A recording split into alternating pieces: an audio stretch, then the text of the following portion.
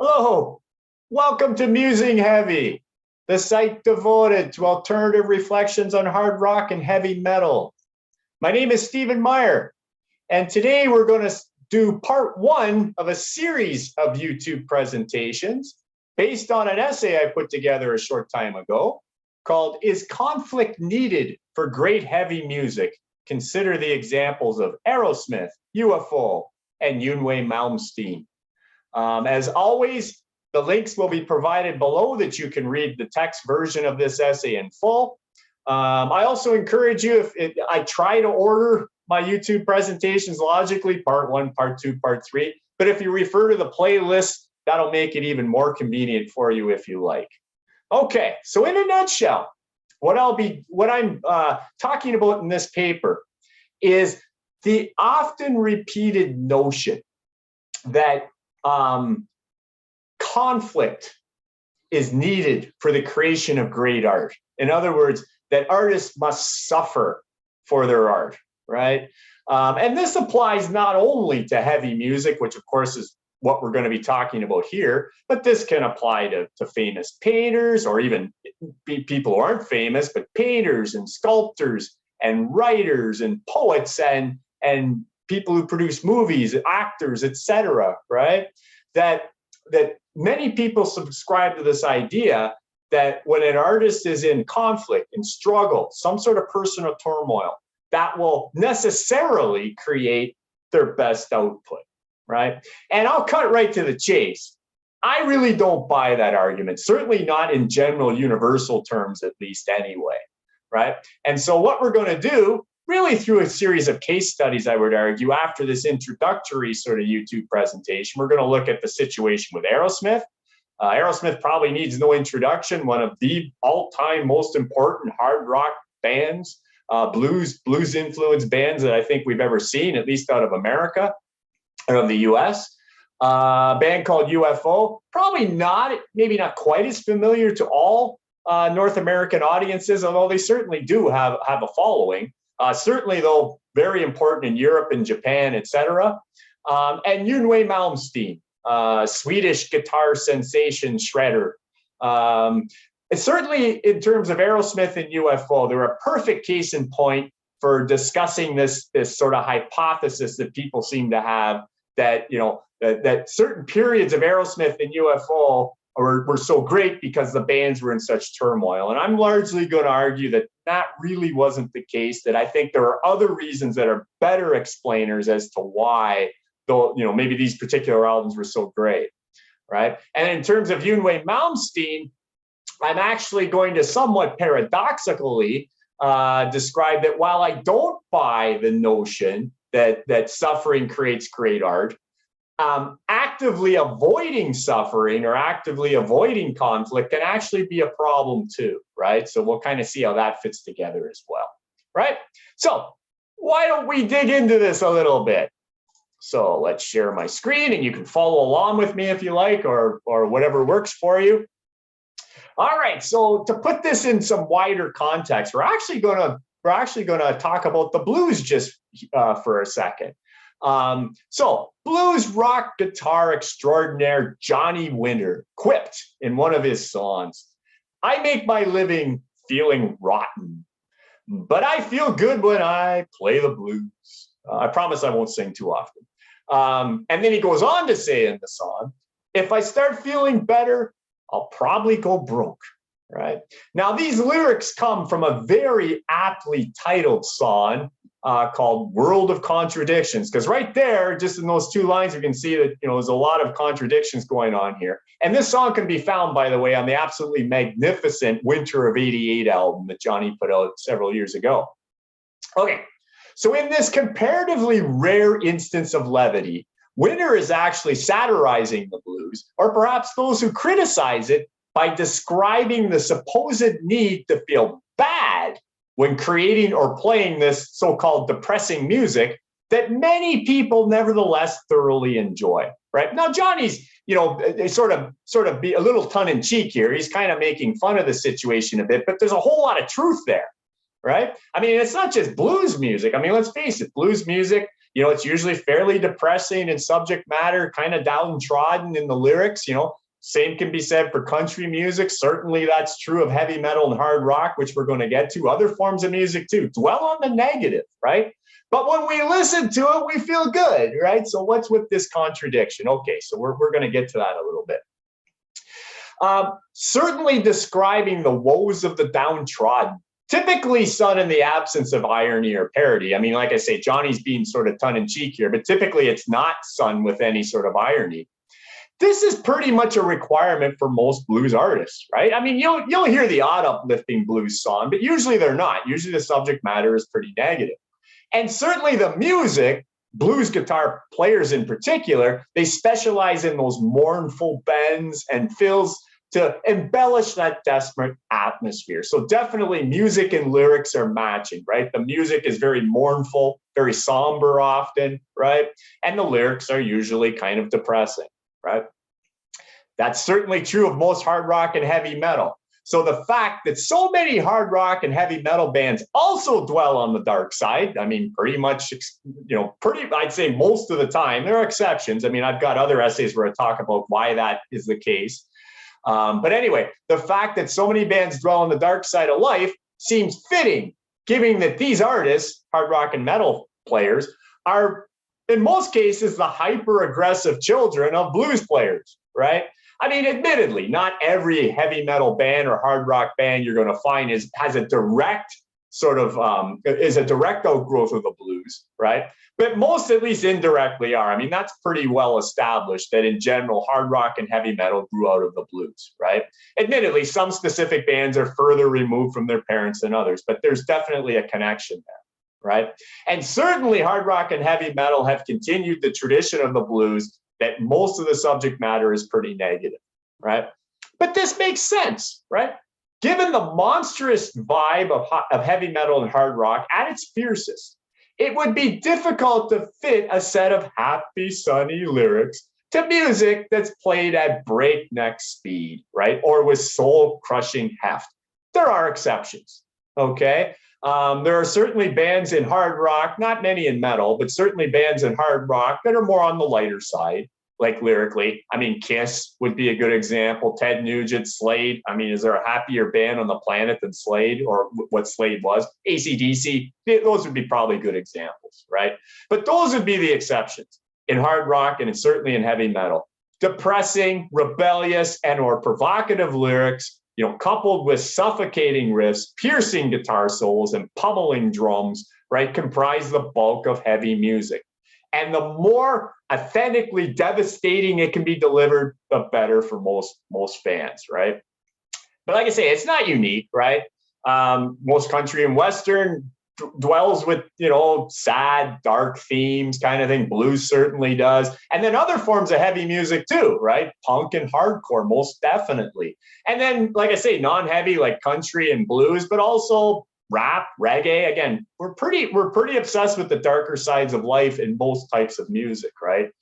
Okay, so just as Johnny Winter teaches for the blues, there is the same type of sort of inconsistency, if you like, with heavy music, right? In spite of the solemn and or belligerent subject matter that's taking on in this very ferocious type of music, when hard rock and metal fans partake, so when we're listening to the albums or we're going to the concerts, right, we're entertained and we're exhilarated, right?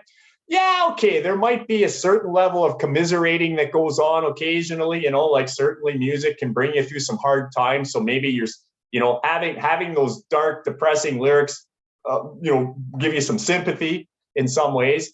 But even the most brutal and distressing metal music brings release, if not jubilation, to multitudes of devotees, right? So by the way, anecdotally, I've certainly been to my share of hard rock and metal shows, and I certainly don't see many long faces at these concerts, right?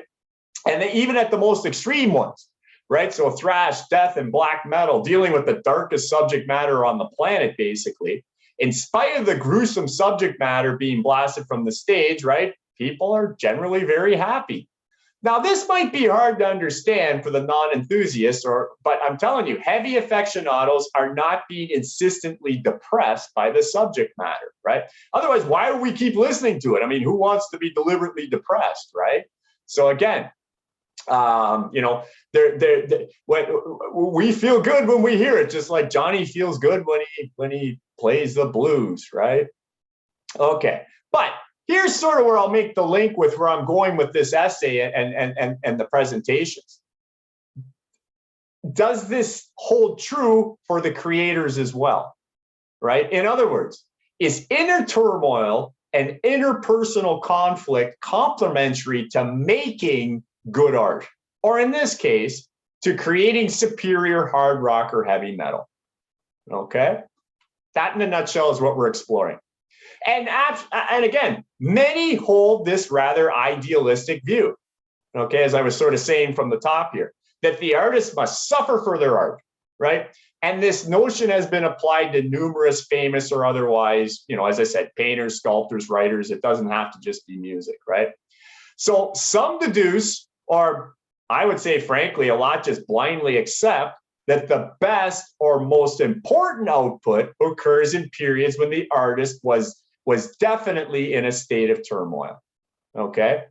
And if it turns out that previous or subsequent works are inferior, then the explanation for that must be that the creator was at comparative peace. So usually, if one's true, I guess the other's got to be true too, right? So in applying this line of reasoning, it must have been in Johnny Winter's best interest to write or perform his music when he was feeling terrible, lest he risk releasing a mediocre album. Okay, so more formally, this way of thinking postulates one of the following. So we're gonna have a real quick look at this idea of causality and correlation. Okay, and again, I'm going to be very brief with this because I don't want people to think they suddenly stumbled into a second-year stats class or something. But actually, this to formalize this just for a second actually fits in well with what I'm sort of trying to set up here, right? So if you subscribe to the relationship that suffering, is associated or has a relationship with great art, you're following, whether you realize it or not, you're following sort of one of two ways of thinking. You're either subscribing to the idea of causality, right, in which suffering causes the artist to achieve their best work, right? Or maybe you don't go quite that far and you want to soften what you're thinking a little bit. Then you're probably subscribing to the idea of correlation. In other words, where degrees of suffering in some way coincide with art, or specifically, great art will be associated with increased suffering, maybe not necessarily cause it, but be associated with great suffering. And the reverse would also be true. An artist's less important output is correlated with better personal times. Okay. People who work in stats know all about this sort of stuff. Causality is usually used in conjunction with, say, regression models and regression analysis. Correlation, people will collect information and calculate Pearson's R or Spearman's R correlations, et cetera. Don't have to worry about that here. That's topics for a worlds away, so to speak. But whether steeped in this direct one-way causality idea or more passively articulated with correlation, either position is actually really difficult to defend under closer scrutiny. And there's actually some challenges even to just assessing the situation, okay? So for anybody who wants to explore this link between, potentially, does in fact suffering cause great art, for example, there are some inherent issues. I think they can be overcome, but just a couple of things that we should be aware of. And again, I'm going to endeavor to do this anyway, but a couple disclaimers sort of right off the bat here. First of all, there's a lot of subjectivity in this, right? So the inherent subjectivity of the quality of art, best versus inferior, is always going to be a bit of a problem, right? Because we're making the assumption, okay, so the artist's best art is associated with suffering. Well, who's to say it's that this was the best art of that artist, right? Again, it's always ear of the beholder or eye of the beholder. right? So somebody might make the comment, well, Black Sabbath's Volume 4 is one of their best albums, and it occurred when they were really in turmoil, kind of thing, right?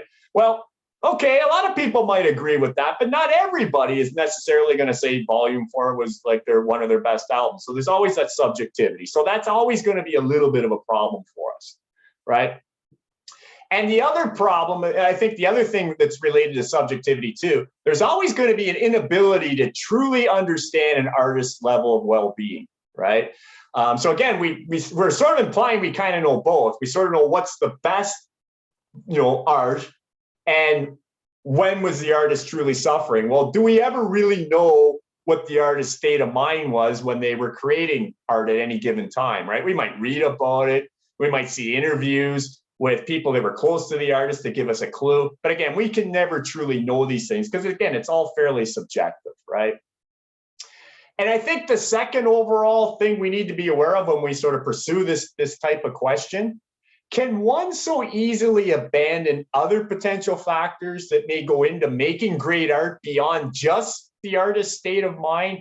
This is one that I probably have the biggest issue with, and I think this one can be overcome, by the way. But here's where I'm going with this. When I've read things on this, or I have these discussions with some of my really smart friends, they sometimes have the blinders on, right? They really seem to like this argument. So it's like, oh yeah, well, when this band was sort of, here's their best output, and they definitely were in a state of turmoil, right? And I'm always like, well, I think we got to be careful here. I mean, who's to say that there weren't other factors at work that were creating, this band's great output, right? I mean, maybe conflict had something to do with it, but let's not just abandon all the other factors that probably went into, creating this great art. In fact, when we get into the examples for Aerosmith and UFO in particular, I'm going to argue that the fact that they were in conflict was actually almost beside the point, sort of a red herring in a way, right? Okay. So while I do think the first concern can be addressed in a reasonably thorough fashion, we got to be careful, but I think we can do it, i.e. the idea that this is subjective, right? So we always got to accept that. We're never going to completely overcome that, but I think we can at least get close to the ideas here. I think we can most certainly do a better job of evaluating the latter. In other words, I think we got to be really careful about not getting too excited about this potential notion that suffering creates great art. And let's not rule out that other factors are probably, as it's going to turn out, probably more important, right? Anyway, these are things I'm going to carry forward with the actual examples. Okay. So regardless of these theoretical considerations, the notion that the best heavy music, right, again, whether it be hard rock, heavy metal, punk, hardcore, whatever has been made under less than peaceful circumstances remains really popular with a lot of people. And several examples have been cited as proof. So I'm going to give you just a couple of quick examples here in this introduction, just again, to help maybe clarify this argument or where I'm going with things. For example, it's been alleged that the Sex Pistols could not have produced this landmark album called Nevermind the Bollocks back in '77 if the band was not regularly at odds with themselves. They were fighting each other a lot. They were fighting their manager, Malcolm McLaren, a lot. Johnny Rotten especially, but they were fighting record labels consistently. They fought the media. They were fighting with other bands. They fought politicians. In short, the Sex Pistols were fighting the world, right? So a lot of people are like, well, you wouldn't have gotten Nevermind the Bollocks if this band wasn't in this constant state of conflict around that time, okay? I'm not sure I buy it, but I hear it a lot, right?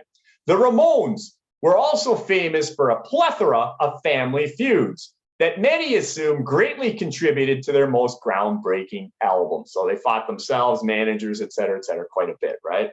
Two of the most famous punk bands, probably the blueprint for punk in a lot of ways, the Pistols and the Ramones, right? But I think even with hardcore and punk, I think it even goes further with a lot of people. Indeed, there are those who strongly contend that any great punk or hardcore work was necessarily fueled by a persistent stream of tension. There are those who just claim you can't make great punk rock if you're totally at peace. There has to be tension. There's got to be conflict, right? That's just a prerequisite, right? I don't know. I'm not sure if I buy that, but certainly there's a lot of people who seem to think that's true. And it did not seem to bother most observers that none of this has ever really been verified, at least not beyond just sort of fragmented anecdotal information. Sure, it's probably been true in certain sporadic cases here and there, but I think we're on dangerous footing when we try to generalize this, which I think a lot of people seem to do. Similar tales have continuously emerged from the hard rock side of music as well. For example, the incredible run of superb albums released in the early to mid 70s, and then the supposed inferior product thereafter by icons, hard rock icons such as Black Sabbath, Alice Cooper, Deep Purple, Uriah Heep, Thin Lizzy, Aerosmith and UFO, which we're going to explore, are often assumed to be, at least in part, a product of intra-band turmoil. I hear that over and over and over with these bands. Deep Purple could not have released those amazing albums with Mark II, In Rock, Fireball, Machine Head, et cetera, if Gillan and Gillan and Blackmore particularly weren't at odds and basically fighting each other all the time, right? That's what fueled this, right? This line of thinking usually takes two forms, right? In the first scenario, it's alleged that highly competitive environments cultivated from strong personal differences and ego clashes ignite the group to achieve a level of excellence that outreaches the talents and abilities of each musician, right? In short, the sum, the art, becomes greater than the parts, the group members themselves, due to warring tendencies in these very different personalities, right?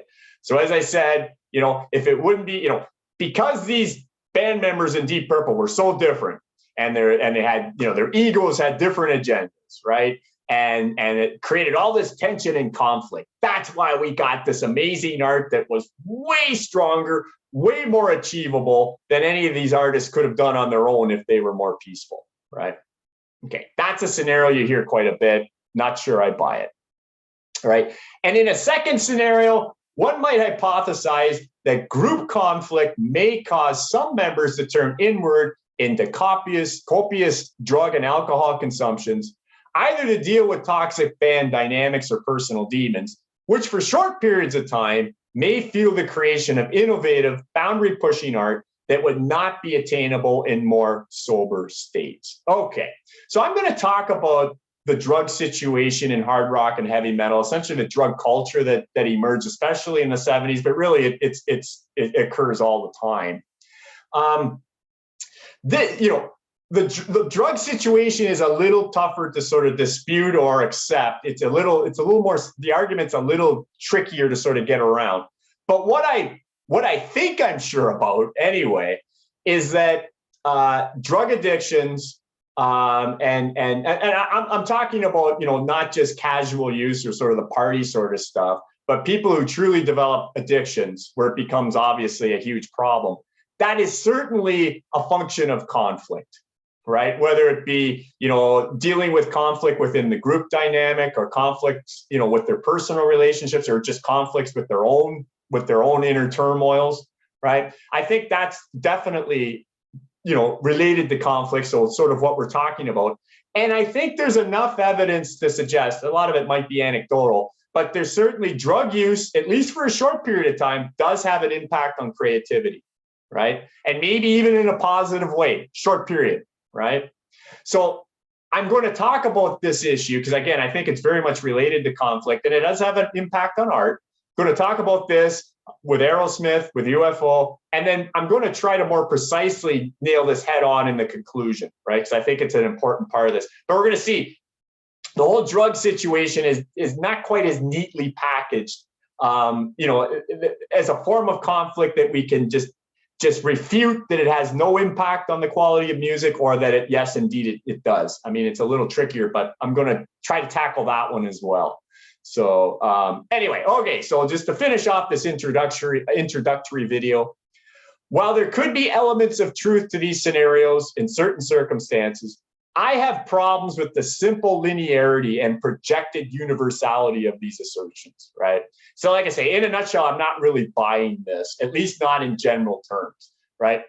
So with specific reference to Aerosmith, UFO, and Yngwie Malmsteen, and more general mention of other well-known heavy bands, I'm going to bring examples in from all over, really. I'm going to largely refute the argument that conflict is a necessary ingredient for great hard rock and heavy metal. However, in the end, I will end up conceding, somewhat paradoxically, that actively avoiding conflict can also be particularly limiting. So I hope you'll check out my other videos on this or read the paper, etc. And hopefully I'll see you in part 2 when we're going to tackle Aerosmith head on. Take care. See you next time.